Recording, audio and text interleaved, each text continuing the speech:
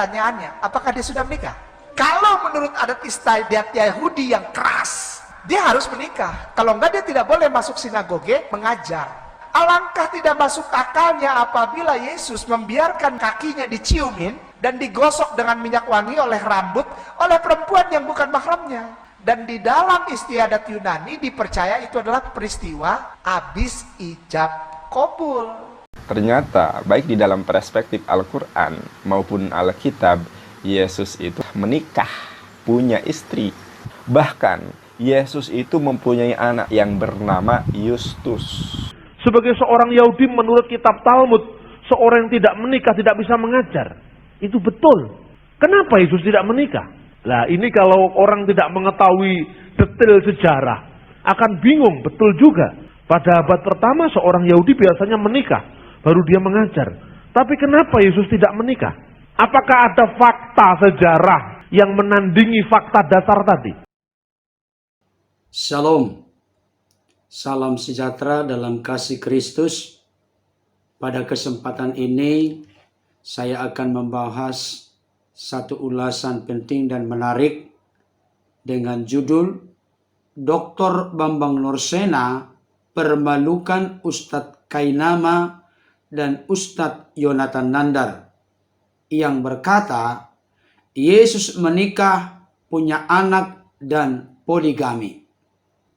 Saudaraku yang dikasihi Tuhan, karena ulasan ini begitu penting dan berharga, saya mendorong untuk berkenan menonton, menyaksikan sampai tuntas. Terlebih khusus apa yang dibahas atau diulas oleh hambanya Dr. Bambang Nursena yang begitu lengkap dan komprehensif. Oleh karena itu, kiranya Bapak Ibu Saudara berkenan meluangkan waktu sedemikian rupa, menyaksikan, menyimak dan mendengarkan ulasan ini, sehingga benar-benar memiliki pemahaman yang utuh serta lengkap, dan apa yang diucapkan oleh Ustadz Kainama, demikian juga dengan Ustadz Yonatan Nandar, terjawab dengan sempurna serta telak. Bahkan saya kategorikan ketika kita menyaksikan, mendengarkan ulasan dan pembahasan dari hambanya Dr. Bambang Nursena, maka kedua saudara kita, baik Ustadz Kainama maupun Ustadz Yonatan Nandar, benar-benar telak dipermalukan. Saudaraku yang dikasihi oleh Tuhan, hal pertama-tama tentunya kita perlu menyaksikan pernyataan dari Ustadz Kainama berikut ini. Usia pernikahan laki-laki normal adalah 22 tahun paling tua. Pertanyaannya, apakah dia sudah menikah? Kalau menurut adat istiadat Yahudi yang keras, dia itu orang Yahudi ya, keras, dia harus menikah. Kalau enggak, dia tidak boleh masuk sinagoge atau rumah ibadah mengajar. Dan ada satu peristiwa ketika kakinya dilumuri minyak, digosok pakai rambut, dan diciumin oleh seorang perempuan yang namanya Maria dari desa Magdala. Orang sekarang di Indonesia kenalnya Maria Magdalena. Tuangin minyak harum, minyak gaharu ke kakinya Isa, lalu digosok dengan rambutnya dan diciumin. Dicatat dalam kitab Lukas pasal 12. Nah, menggosok laki-laki kaki walaupun itu gurunya, nabinya, kalau bukan muhrimnya nggak boleh. Karena orang Yahudi sangat kuat untuk mahram. Nah, ada peristiwa itu di dalam Lukas pasal 12. Sehingga alangkah tidak masuk akalnya apabila Yesus membiarkan dirinya, kakinya diciumin dan digosok dengan minyak wangi oleh rambut oleh perempuan yang bukan mahramnya. Dan di dalam istiadat Yunani dipercaya itu adalah peristiwa abis ijab kabul. Baik Bapak Ibu Saudara, berikutnya kita kembali menyaksikan pernyataan dari Ustadz Yonatan Nandar.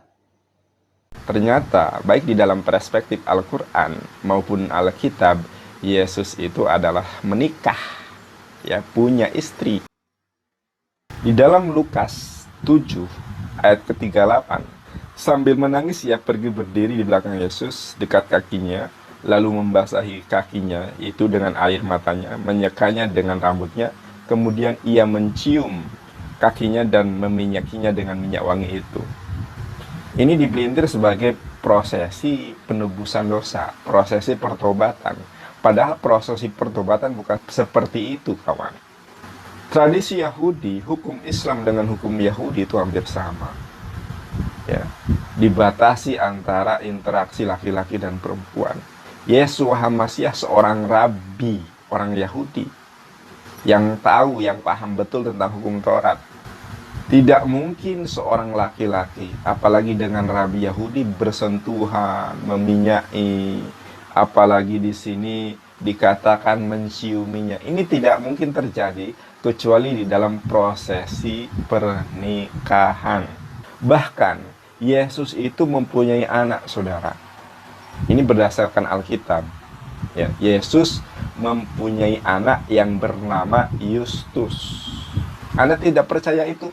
Mari kita lihat di dalam Kolose 4 ayat 11. Dan dari Yesus yang dinamai Yustus, dan dari Yesus yang dinamai Yustus, hanya ketiga orang ini dari antara mereka yang bersunat, yang menjadi temanku, yang sekerja dengan kerajaan Allah. Mereka itu telah menjadi penghibur bagiku.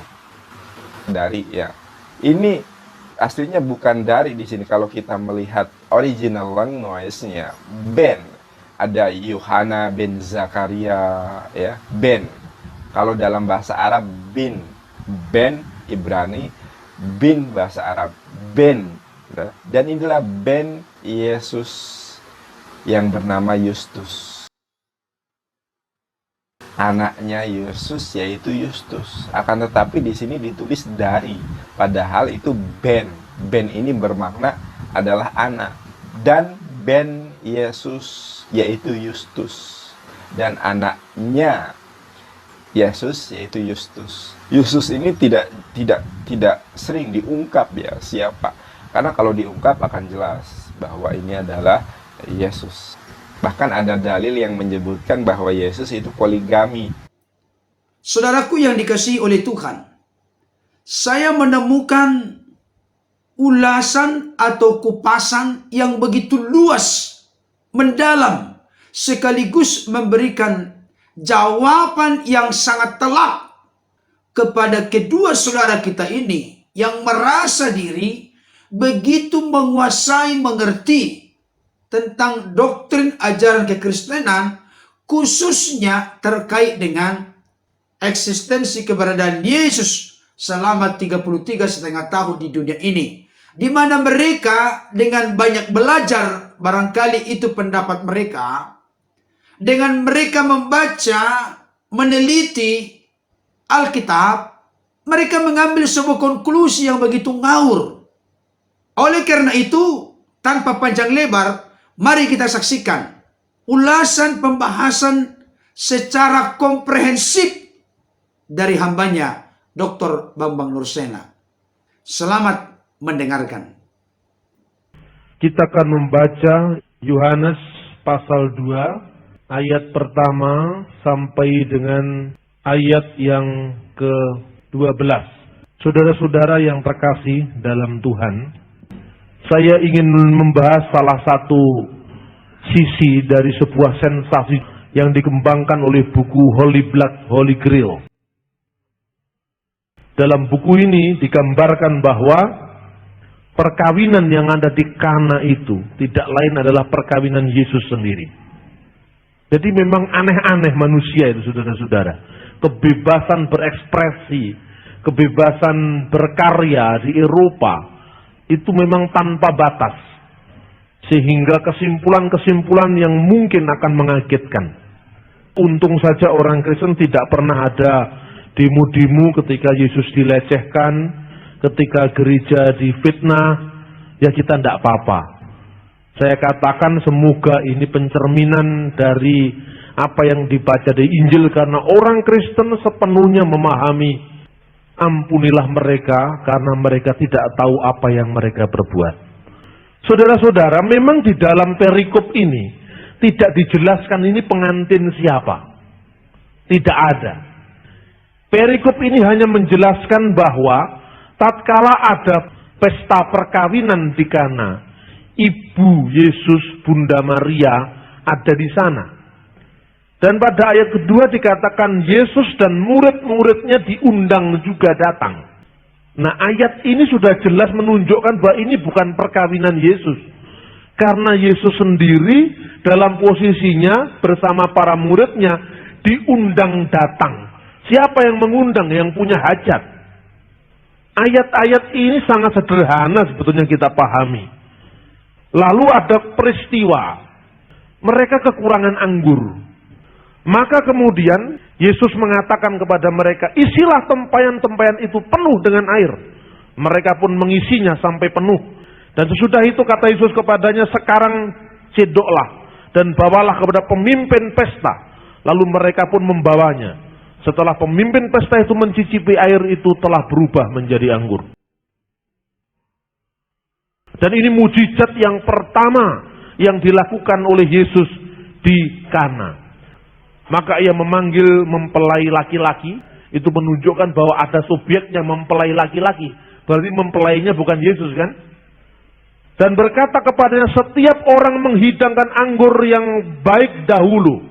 Dan sesudah orang puas minum, barulah yang kurang baik, akan tetapi engkau menyimpan anggur yang baik sampai sekarang. Jadi ada suatu keajaiban, ada satu mujizat, bahwa sejak pertama anggurnya tetap anggur yang terbaik. Karena Yesus telah membuat itu. Lalu diakui bahwa itu adalah mujizat yang pertama yang dilakukan di Galilea. Nah, ayat 12 memberikan catatan. Sesudah itu Yesus pergi ke Kapernaum bersama-sama dengan ibunya Maria dan saudara-saudaranya dan murid-muridnya, dan mereka tinggal di situ hanya beberapa hari saja. Karena Yesus, ibunya, saudara-saudaranya meninggalkan Kana, berarti Yesus bukan pengantin. Sebab kalau dia pengantinnya pasti dikatakan, lalu Yesus meninggalkan tempat itu bersama ibunya, bersama saudaranya, dan bersama istri yang baru dinikahinya. Di situ tidak ada keterangan seperti itu. Ini bukan sekedar apologetika, tetapi ini juga adalah merupakan sebuah pembelajaran kita bagi seorang Kristiani untuk bagaimana kita mempertanggungjawabkan iman kita, pemahaman kita tentang kitab suci kita. Nah, salah satu dasar yang digunakan oleh Holy Blood, Holy Grail ini dikatakan begini, bahwa sesungguhnya bagi seorang Yahudi, apalagi disebut rabi, itu harus menikah katanya. Lalu dikutiplah sebuah kitab dari Talmud. Tugas orang tua Yahudi adalah menikahkan anaknya jikalau dia sampai pada waktunya. Lalu Yesus tidak menikah. Bagaimana mungkin katanya? Sebagai seorang Yahudi menurut kitab Talmud, seorang yang tidak menikah tidak bisa mengajar. Itu betul. Kenapa Yesus tidak menikah?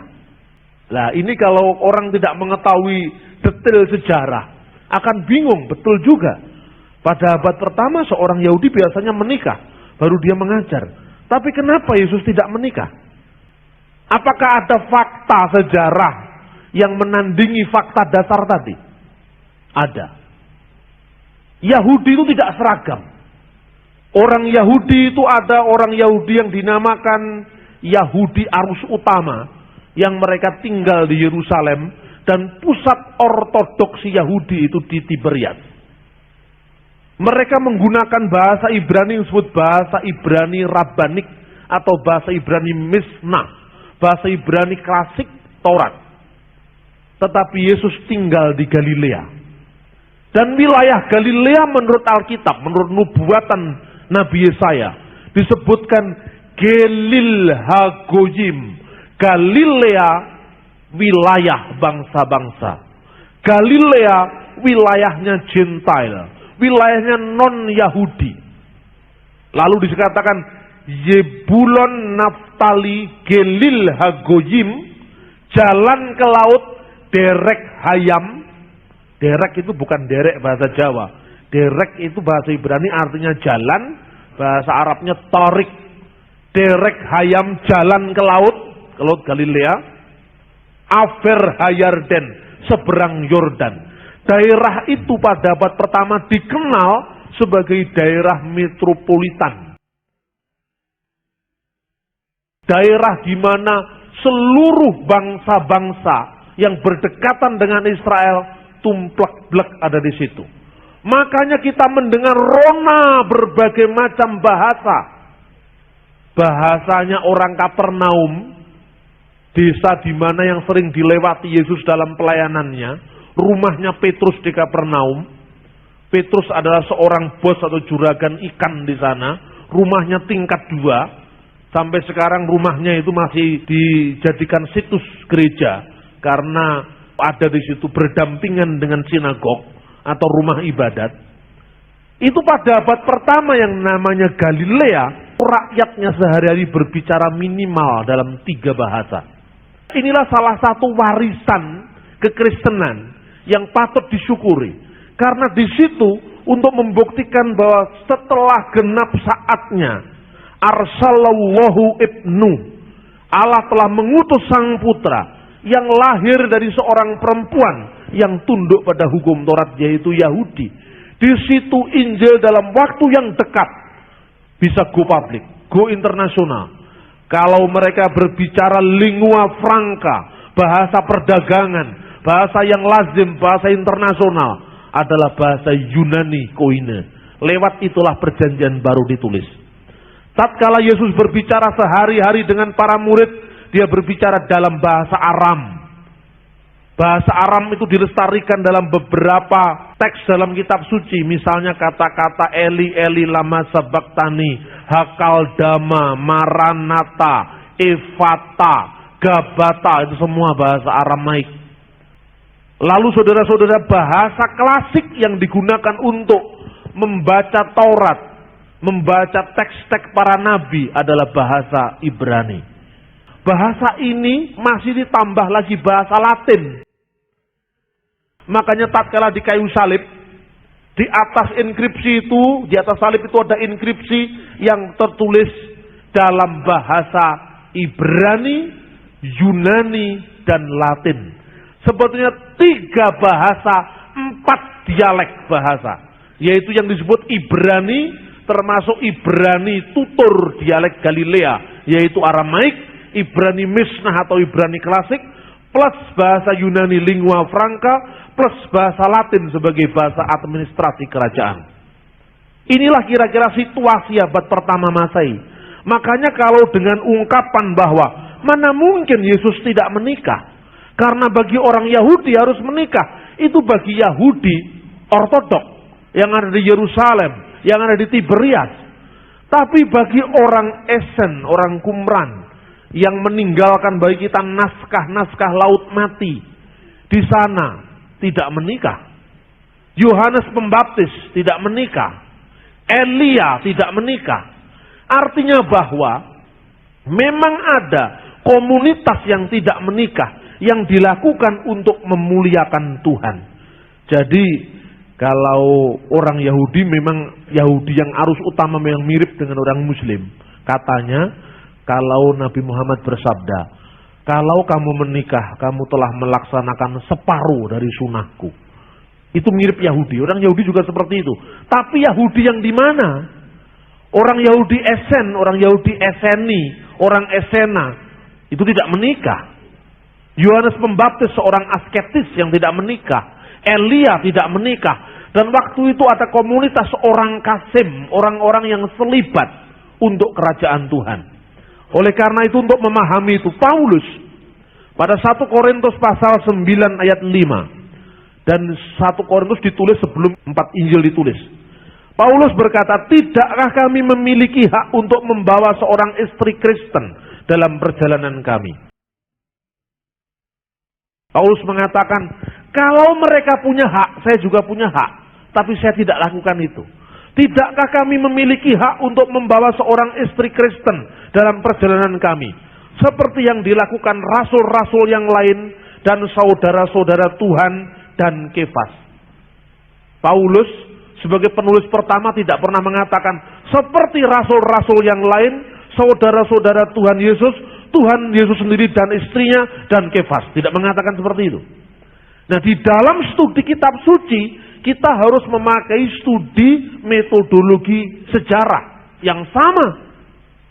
Naskah-naskah gnostik yang tadi dikutip oleh Dan Brown, The Da Vinci Code yang sekarang filmnya sudah diputar, itu paling awal ditulis tahun 150 Masehi. Sementara keempat Injil ini ditulis paling akhir tahun 90 Masehi. Bahkan kalau saya di kampus, saya mengajar, saya katakan, kalau Anda sebagai seorang insan akademis, seorang mahasiswa, seorang ilmiah, saudara pasti tahu. Anda percaya sejak di bangku kuliah ini dengan Plato, dengan Aristoteles, dengan Herodotus. Karena mereka bukan agamawan, mereka tidak mengajarkan dogma, maka tidak ada pertentangan. Sejak kita di bangku kuliah fakultas hukum, saya katakan di fakultas hukum, Anda percaya Aristoteles yang berbicara soon politikon. Manusia hidup selalu berada dalam relasi dan ketergantungan terhadap orang lain. Anda tidak pernah mengatakan, apakah benar ini eksisima vox Aristoteles, suara asli Aristoteles? Kenapa Anda tidak meragukan? Tetapi kenapa Anda atas dasar teori ilmiah Anda meragukan semua yang tertulis dalam kitab Injil? Apakah bukti-bukti tentang Aristoteles lebih kuat daripada bukti-bukti keempat Injil? Lu ini saya tantang di forum ilmiah.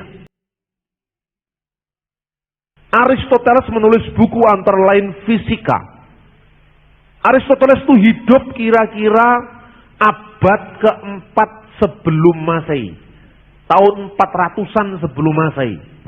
Tahukah Anda, manuskrip Aristoteles, filosof besar itu, ditemukan yang paling lama kira-kira abad 9 Masehi. Berarti 900 ditambah 400 ada jarak 1400 tahun. Jumlah naskahnya hanya 2.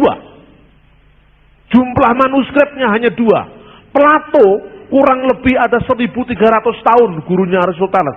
Bukunya Nomoi jilid 1, Hukum jilid 1, dan Hukum jilid 2. 1300 tahun. Jumlah naskahnya mungkin hanya 4 atau 3. Herodotus jumlahnya 14.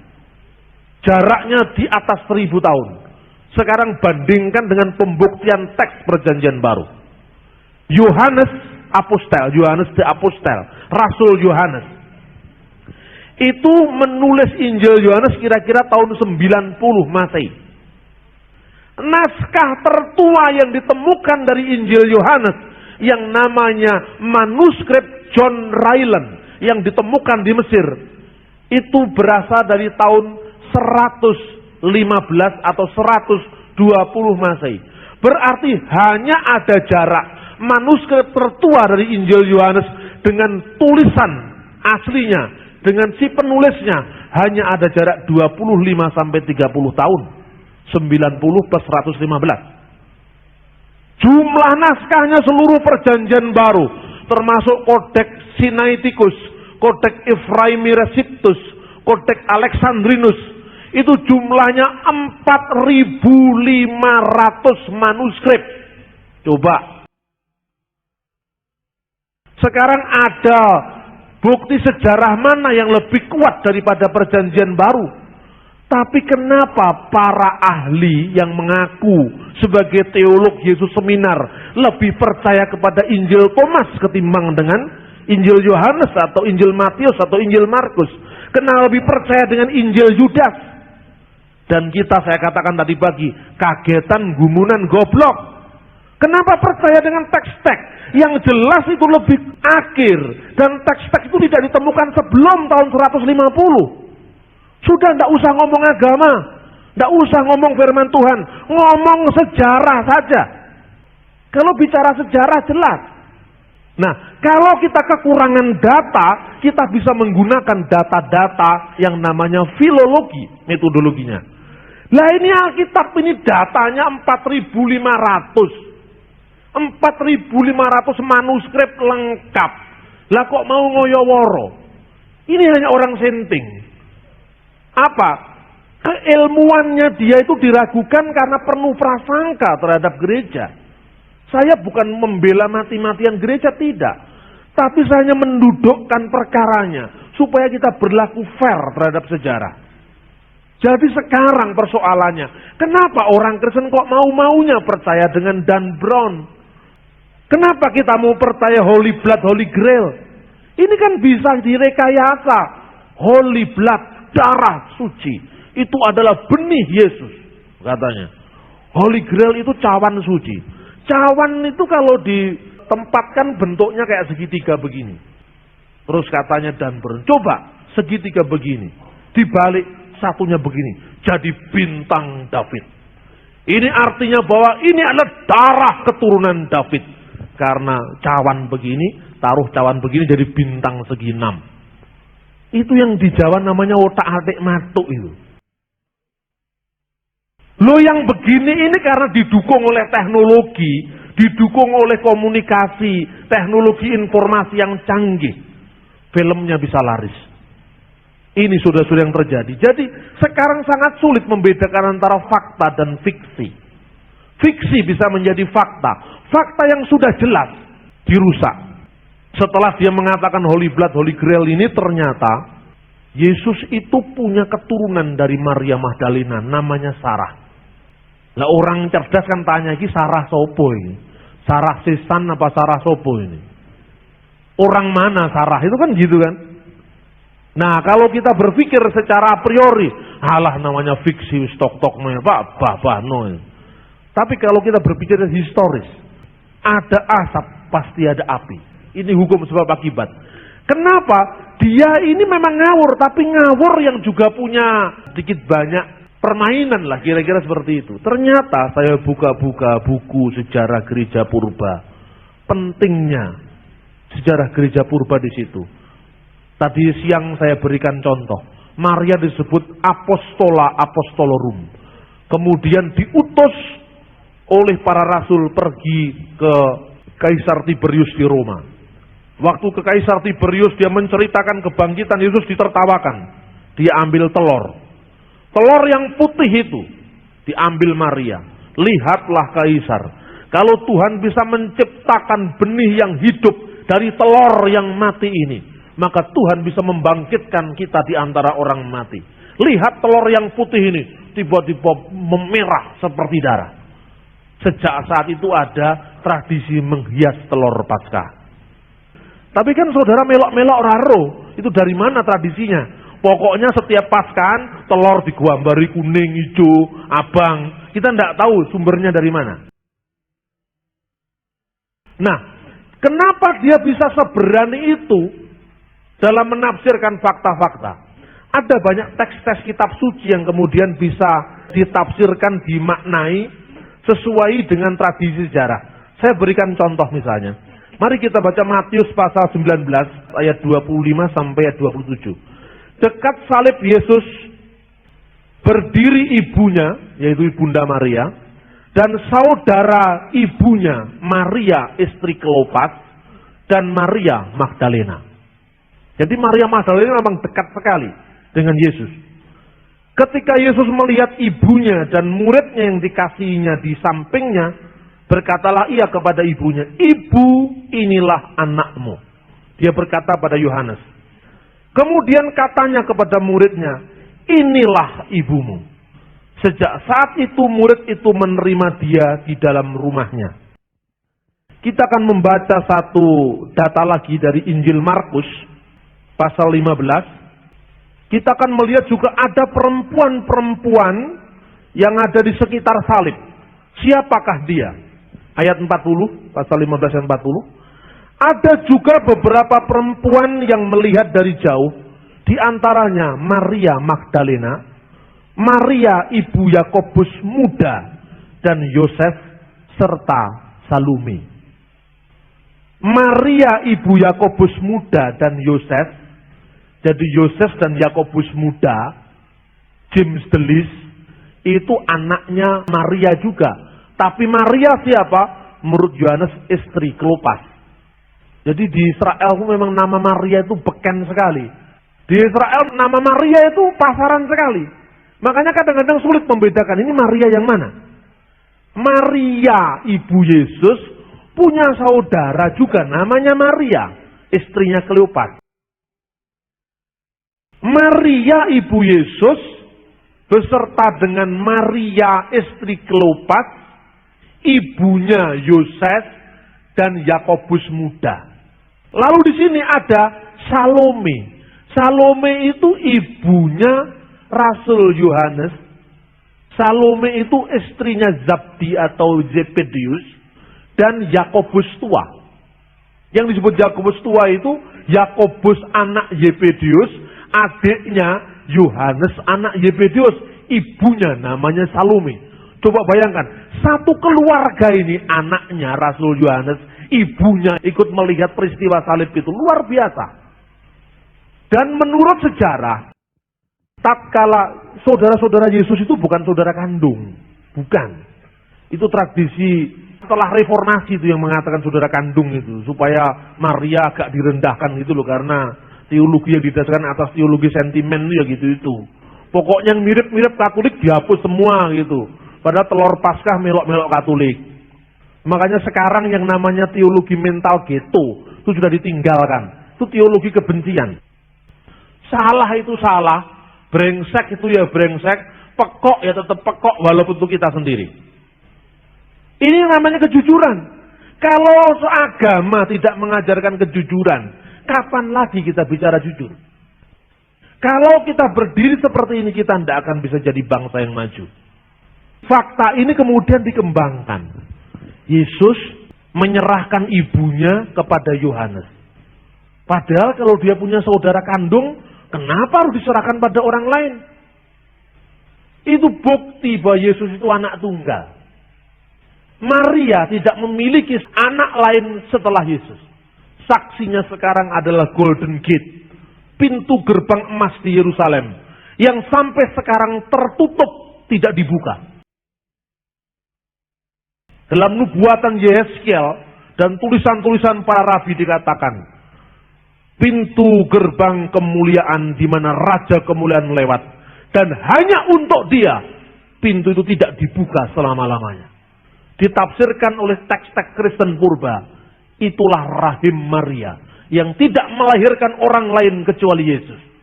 Dan di bawah pintu gerbang emas di Yerusalem, Anda tanya kepada setiap orang Israel yang Kristen atau yang Muslim, kenapa di pintu gerbang emas ini kok ditutup, tidak dibuka sampai sekarang?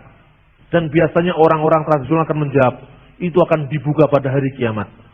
Di bawah pintu gerbang Golden Gate itu, gerbang emas itu, orang-orang Muslim bersaing untuk membeli tanah kuburan. Kenapa? Karena kalau Yesus datang kembali, dia paling cepat dibangunkan duluan, katanya gitu. Makanya beli tanah kuburan di bawah itu.